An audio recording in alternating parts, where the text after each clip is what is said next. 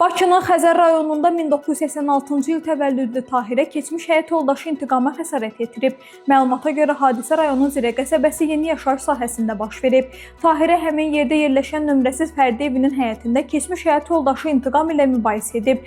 Qadın keçmiş ərindən aliment tələb etməsi səbəbindən aralarında yaranmış mübahisə zamanı onu həyətdən götürdüyü yaba ilə vurub. Tahirənin barəsində Cinayət Məcəlləsinin qəsdən sağlamlığa zərər vurma maddəsi ilə ittiham elan edilib. İş üzrə ifadə verən qadın ona elan olunmuş ittiham üzrə özünü təqsirli bilib.